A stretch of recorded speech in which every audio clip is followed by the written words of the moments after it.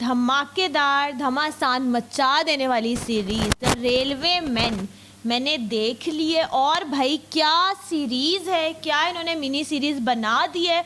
मतलब मुझे यकीन नहीं हो रहा है कि ये कंटेंट जो बन गया है ना, ये इतना मैंने एक्सपेक्ट ही नहीं किया था भाई। मेरी एक्सपेक्टेशन से बहुत ऊपर का है, बहुत मतलब लेवल का है।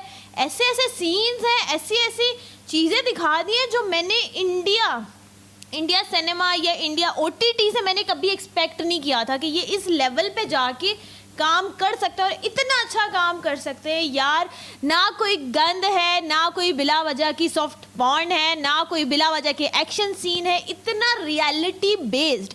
और अगर हम बात कर लें तो जो चीज़ है, जो पूरा एक इंसिडेंट है वो हो चुका है पहले भी, और मतलब उसी के ऊपर बनाया है, उसी पे बेस्ड है वो चीज़। लेकिन जिस तरह से उन्होंने दिखा दिया है, जो स्क्रीन प्ले लिख दिया गया है, मेरा नहीं ख्याल कि किसी दूर दूर के किसी भी OTT प्लेटफॉर्म ने अभी तक ये काम किया है। एंड माइंड ब्लोइंग यार, माइंड ब्लोइंग क्या इन्होंने काम कर दिया। लाइक मैंने नहीं देखा, टू बी वेरी ऑनेस्ट।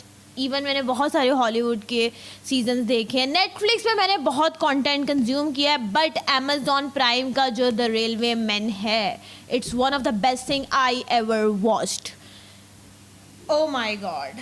सबसे पहले हम बात कर लेते हैं कास्ट की। तो कास्ट में हमारे पास KK मेनन है। KK मेनन को ना जहाँ भी मैं देख रही थी, कभी ज़िंदगी में उस बंदे को इतना स्क्रीन टाइम नहीं दिया गया, इतनी उसने परफॉर्मेंस उसकी दिखाई नहीं दी। बहुत अंडररेटेड एक्टर है KK मेनन, लेकिन इसमें सही तरह से इस्तेमाल किया गया है KK मेनन का। उसके अलावा दिव्यंदु शर्मा बहुत, मैं कहूँगी कि बहुत ऐसे ना ड्रेन कर देने वाली और दुखा देने वाली, दर्द देने वाली स्टोरी है। लेकिन जो दिव्यंदु का जो एक कैरेक्टर है वो थोड़ा सा मतलब सीरियस भी होता है, वो थोड़ा सा शेडी कैरेक्टर है, थोड़ा सा एंटेगनिस्ट भी है उसके अंदर, थोड़ा सा प्रोटैगनिस्ट भी है, लेकिन एक बहुत शेडी सा कलरफुल सा एक कैरेक्टर है कि उसमें बहुत सारे शेड्स हैं, कभी अच्छा कभी बुरा, थोड़ा सा ऐसे घुमाने वाला कैरेक्टर है। बट दिव्यंदु शर्मा की एक्टिंग है कोई भाई कमाल कर दिया है।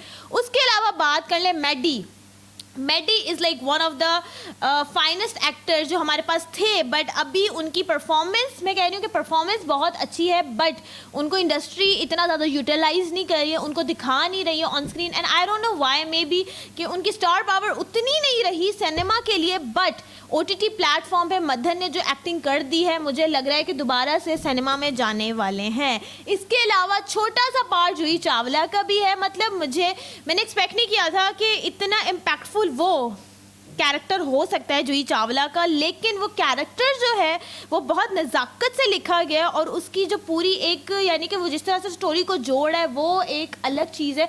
And none other than Babil Khan, मतलब जो एक्सेंट था कि गैस लीक हो गई है, मैं तेरे को बता रहा हूँ ना, मतलब फुल पाकिस्तानी, उन्होंने मुस्लिम कैरेक्टर प्ले किया है और उन्होंने full that accent was so accurate, that accent was so on point कि मुझे लगा नहीं कि इस बंदे ने सिर्फ 2-3 पिक्चर्स किए हैं। कला में उन्होंने बहुत अच्छा काम किया था, लेकिन मुझे इतनी एक्सपेक्टेशन थी नहीं यार कि एक बॉय है, लेकिन इरफान खान के बेटे हैं ऑब्वियसली यार, जीन्स में वो चीज़ है, लेकिन जो क्राफ्ट था उनका, जो क्रिएटिविटी थी वो स्क्रीन पे नज़र आ रही थी। और जो एक पूरी स्टोरी उन्होंने ऐसे जोड़ के रखी है, मुझे ना ऑनेस्टली मुझे पहले लग रहा था कि यार ये ना 4 एपिसोड है, 55 मिनट की है, टाइम लग जाएगा और पता नहीं क्या। लेकिन मैं जब देखने बैठी हूँ, एक एपिसोड के बाद दूसरी एपिसोड उसी वक्त, तीसरी एपिसोड उसी वक्त, मतलब हुक्ड, आपको सारी ना जोड़ के रख रहा था कि इसके बाद अगली एपिसोड देखनी है। उसके अलावा बहुत सारे ऐसे छोटे छोटे इम्पैक्टफुल कैरेक्टर्स हैं जो आप देखोगे ना तो आप लोग जुड़ जाओगे।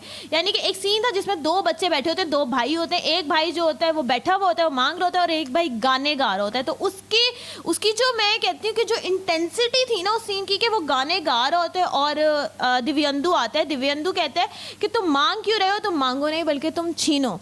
तो मेरा ख्याल है कि वो उस 2 जो भाई थे उनका कैरेक्टर बहुत अच्छा दिखाया था। उसके अलावा वो जो बाबिल के भाई, मतलब बाबिल का दोस्त होता है और उसका दोस्त जो है वो पहले कोई ऐसा गैस का सीन होता है और वो मर जाता है, उसकी डेथ हो जाती है। उसकी फैमिली का जो, यानी कि एक सीन दिखाया गया है ट्रेन में, जहाँ वो ना दूसरी एक और बैठी हुई होती हैं और वो सिख नहीं होती हैं, तो वो सिख के पीछे पड़े हुए होते हैं, रेलगाड़ी में आते हैं, तो वो ढूंढ रहे होते हैं, लेकिन वो नाम पूछ रहे होते हैं कि अच्छा तुम्हारा नाम क्या है, तुम्हारा नाम क्या है, तो वो कहती है ये तो मेरी खाला है और ये तो उनकी बेटी है। तो मैं वो यानी कि एक्टिंग यार, एक एक ने एक्टिंग जो कर दी है, जो परफॉर्मेंस दिखा दी है, I never seen that before. बहुत सारे ऐसे सीन हैं जो कि बहुत गोर थे, जैसे कि उसका दोस्त जिसको गैस में जो मर जाता है, उसका जब वो काट रहे होते हैं ना, मैंने एक्सपेक्ट नहीं किया था कि ये पूरा सीन ऐसे दिखाएंगे कि उसको ऐसे कट लग रहे हैं और वो ऐसे खोल रहे हैं और पूरे फेफड़े उनको कट लग रहे हैं और वो सारा दिखा रहे हैं। यार इतना गोर था,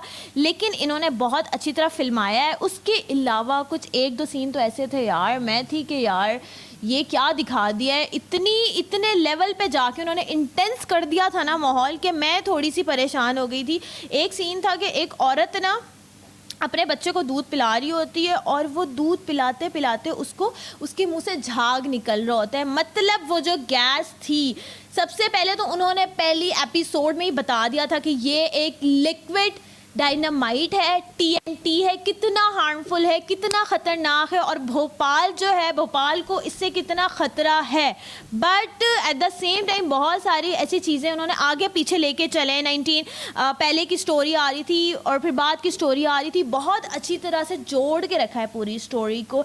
लेकिन अगर हम बात कर लें एपिसोड 1 की, तो एपिसोड 1 में मुझे एक चीज़ बहुत अच्छी लगी है, बहुत सही लगी है, और वो ये था कि 24 hours before that incident, 15 hours before that incident, इस तरह से चलता आ रहा था। 1 आवर बिफोर दैट इंसिडेंट की स्टोरी चल रही है, लोगों की जर्नी चल रही है, लाइफ चल रही है कि वो किस तरह से अपनी ज़िंदगियां गुजार रहे हैं। और बाबिल जो था, बाबिल की बस्ती उससे 10 कदम के फासले पे थी उस फैक्ट्री के, और जब वो फैक्ट्री में वो चीज़ इंसिडेंट होता है तो सबसे पहले बाबिल की बस्ती में जाता है, और बाबिल को ये बात पता नहीं होती है कि उसकी माँ ज़िंदा होगी या नहीं होगी। बट वो जब रेलगाड़ी के एक बॉक्स में होता है, वो खड़ा होता है, वो कहता है कि यार माँ नहीं बची। वो के मेनन को कहता है कि अम्मा नहीं बची, तो वो कहता है कि क्यों, कहता है कि मेरी बस्ती 10 कदम के फासले पे थी, वो कैसे बच सकती है। मतलब उसको that character was so intense, और जो उसकी लाइन्स हैं, एक एक लाइन जो है द रेलवे मैन की बहुत इंटेंस लिखी गई है। बट मैं आप लोगों को कोई स्पॉइलर नहीं दूंगी, कुछ ज़्यादा नहीं बताऊंगी। बट यार सबको एंडिंग बहुत ज़्यादा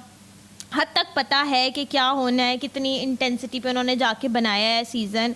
I think it's a great watch, आप लोग जाके देखें। अगर आप लोगों ने द रेलवे मैन नहीं देखा तो आपने भाई कुछ नहीं देखा है। आप देखें के मेनन के लिए, मदन के लिए, दिव्यंदु के लिए, बाबिल के लिए, और सबसे ज़्यादा उन भोपाल के लोगों के लिए जो उस वक्त इस इंसिडेंट का, मतलब ये जो एक्सीडेंट हुआ था, इसका सामना उन्होंने किस तरह से किया। और यार बहुत डार्क है, बहुत डार्क है, but at the same time पता लगता है कि कितनी सिक्योरिटी की ज़रूरत होती है, कितनी सेफ्टी की ज़रूरत होती है जब इस तरह के काम करते हैं। एट दैट कैरेक्टर, वो जो कैरेक्टर था जो ब्रिटिश था जिसने फैक्ट्री लगाई हुई थी, उसका कैरेक्टर किस तरह के था कि वो किस तरह से अपने आप को बचाना चाह रहा था कि oh no it's not that bad, सिर्फ आंखों में थोड़ी सी इरिटेशन होती है। बट वो कितनी टॉक्सिक थी वो गैस, वो कितनी, यानी कि कितनी मौतें हुई इस वजह से, वो सारी हिस्ट्री में तो पता ही है आप लोगों को। लेकिन जो इस तरह से इन्होंने दिखाया है, it was so impactful, it was so on point. I think you should watch the railway man. और इसी के साथ मुझे दे इजाज़त, अल्लाह हाफिज़।